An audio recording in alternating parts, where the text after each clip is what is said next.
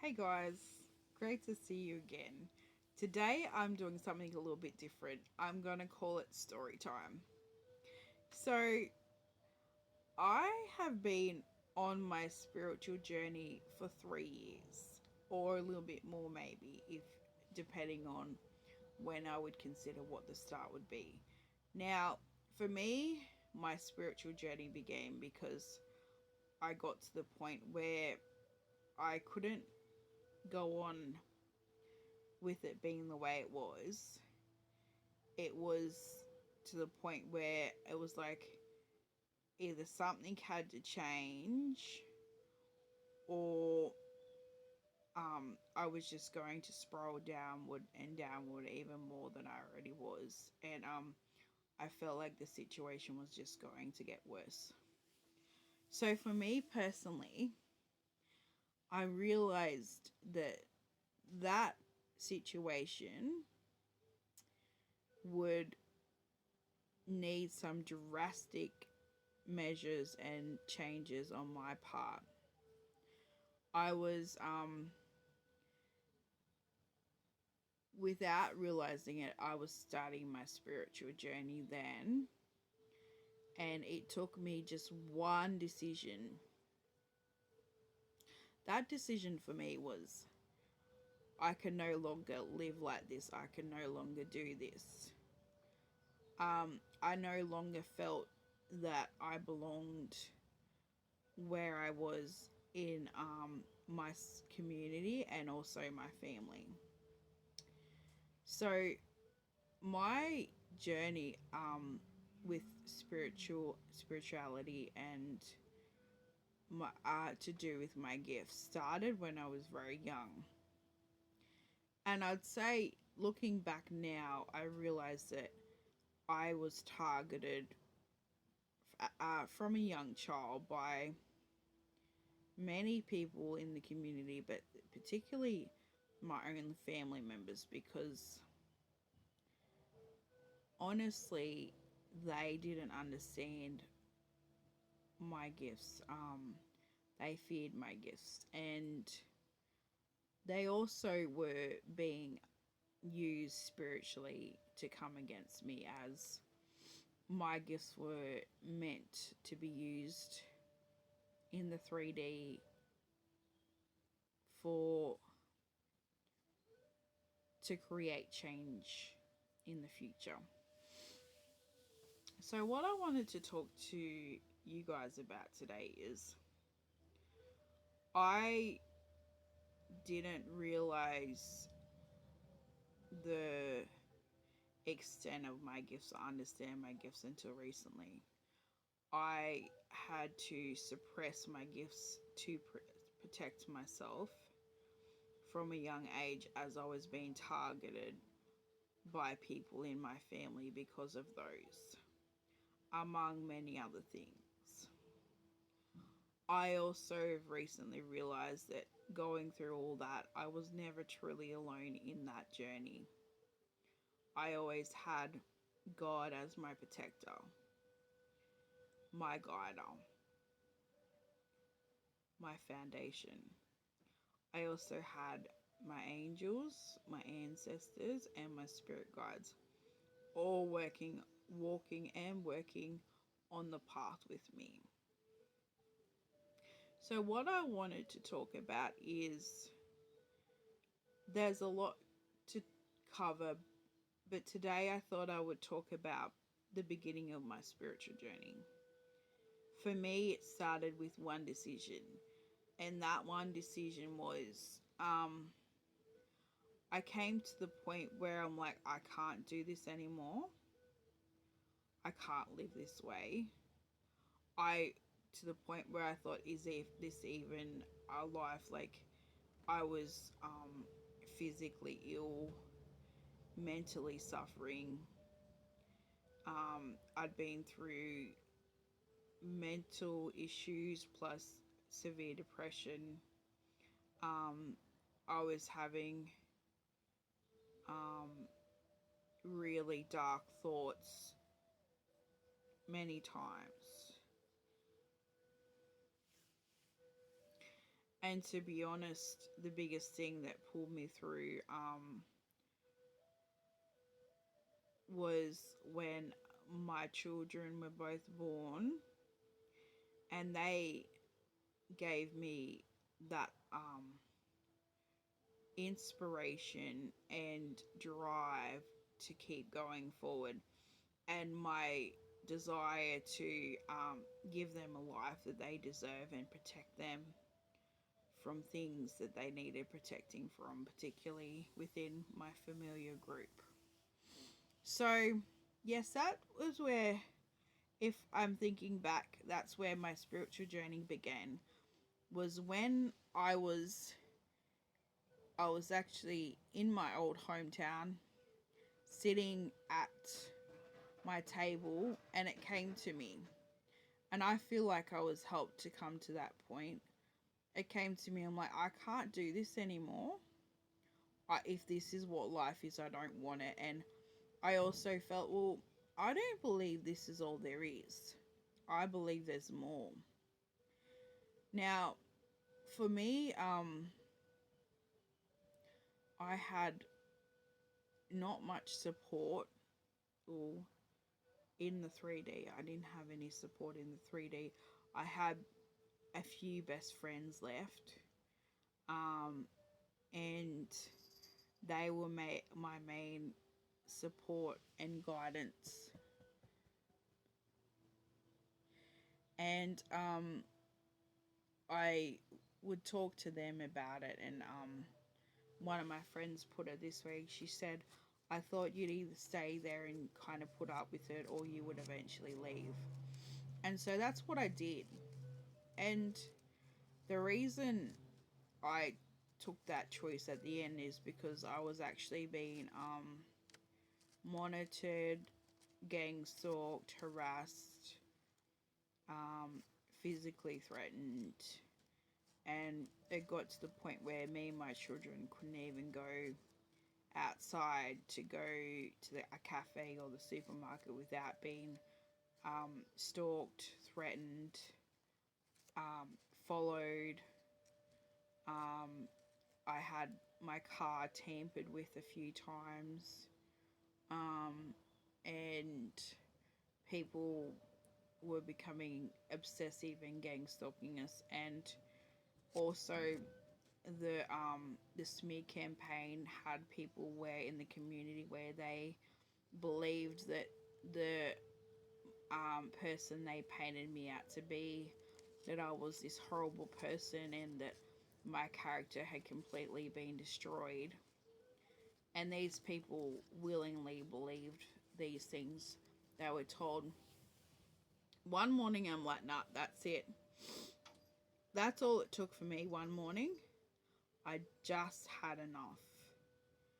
And then that's when I started formulating a plan. That's what it took. It took me to have enough and to formulate a plan to remove myself. And on that journey, a journey of discovery, I worked out. On my journey of discovery, I started to, firstly, I removed myself from my hometown, and I went to limited to no contact, to the point where I was concerned that my family was going to try and stop me from leaving, so I didn't even tell them that I was leaving. I didn't tell them where I went. I didn't give them a forwarding address, because the amount of manipulation, abuse, slander, gossip, witchcraft, because basically manipulation and slander are witchcraft, um, gang stalking, creating illusions about my character so people would then turn on us and started gang stalking us, and this includes my children. And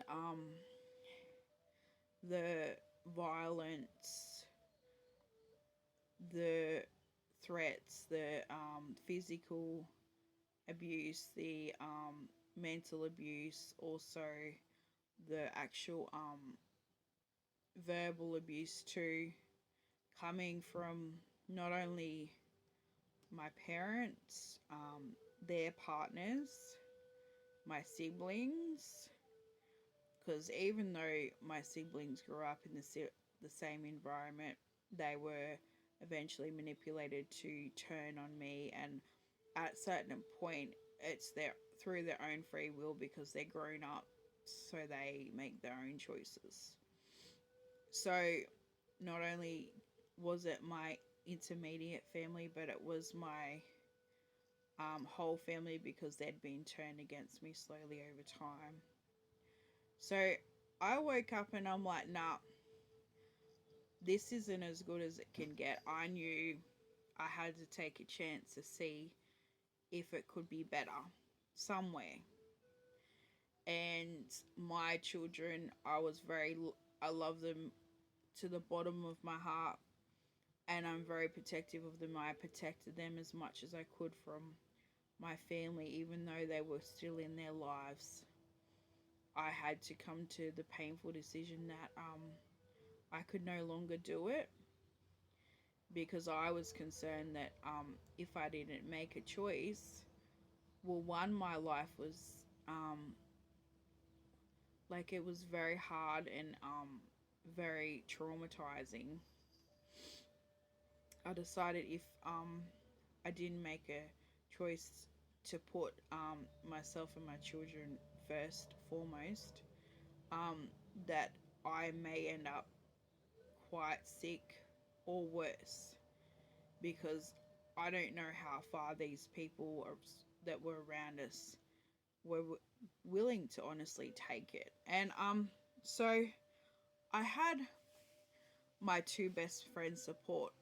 One of my friends, I wasn't even able to tell where we went to start with, because she was connected to my family as well. But I trusted her, but I just didn't know if she could make an innocent comment, and it to be like that could get back to the family. So my family have been treating me this way since I was born. Um, and I went through a lot because of it. But I'm here to say, if I can get through it and get out on the other side, you can too.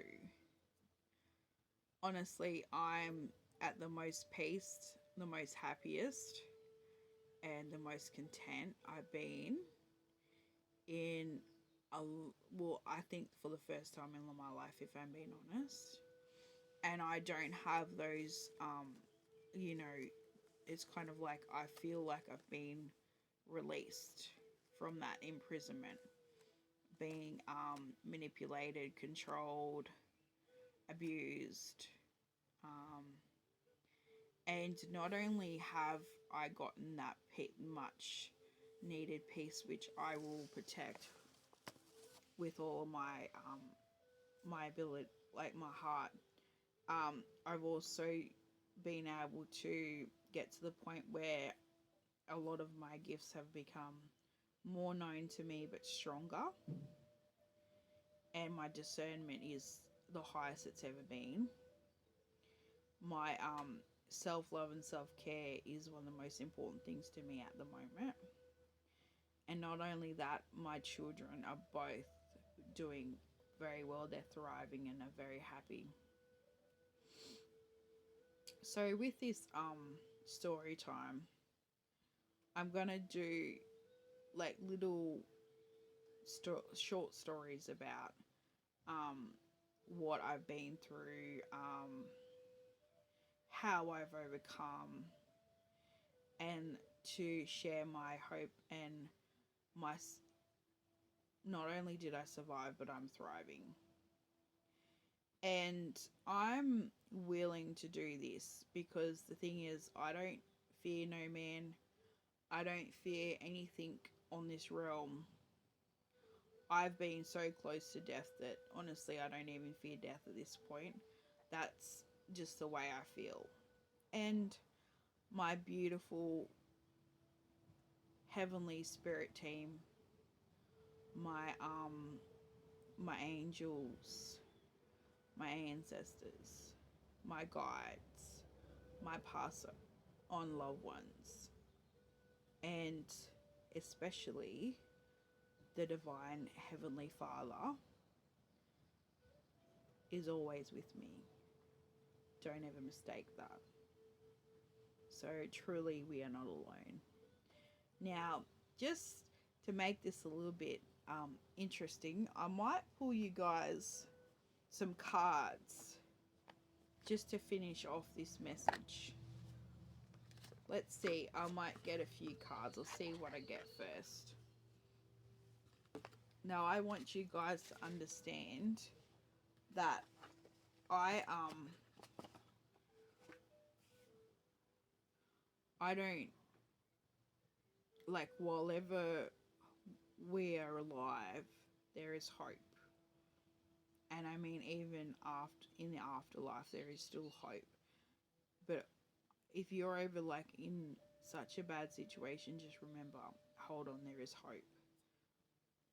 Because I've been so close to death. I've been abused in all kinds of ways that you can imagine, but yet here I am. I'm still here. I'm still hopeful. My heart is still open. I still have a lot of love to give everyone. I have a lot of love to give myself, and I am excited about the future. So if I can do it, you can too. Let's see. This is going to be a short message, guys. I just want to do short story times and get some of these messages out.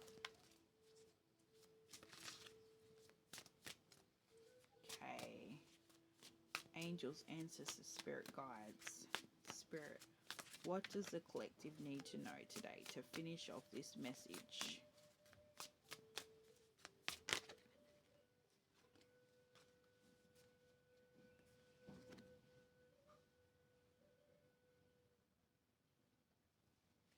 What else do we need to know, Spirit?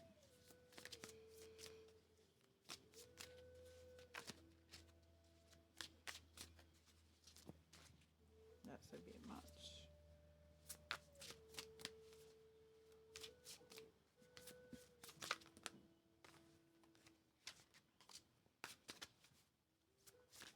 What I'm getting from this is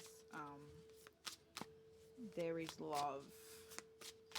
There was always love for you. And if you can't find it in anyone else, look within. That's where your first, most precious love should be, is the love you have for yourself.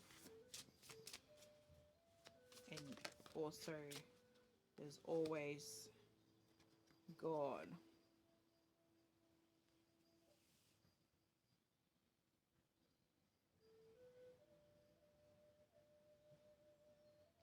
I'm getting love, victory, and success coming.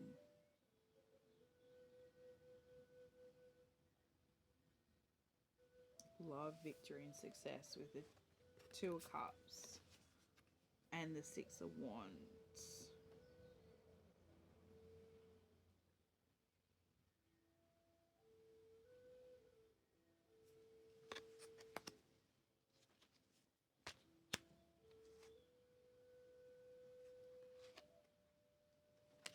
Let's see. Is there anything else, like a short message for the collective?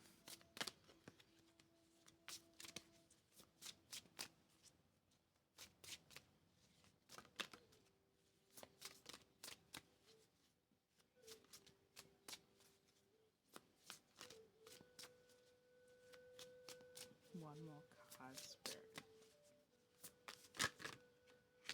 Thank you.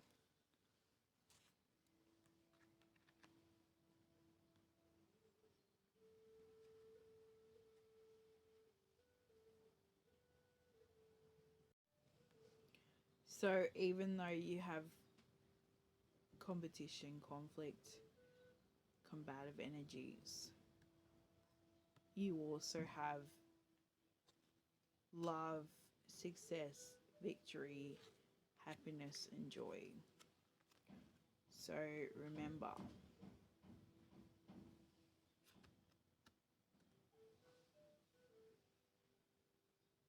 Six of Wands, Two of Cups.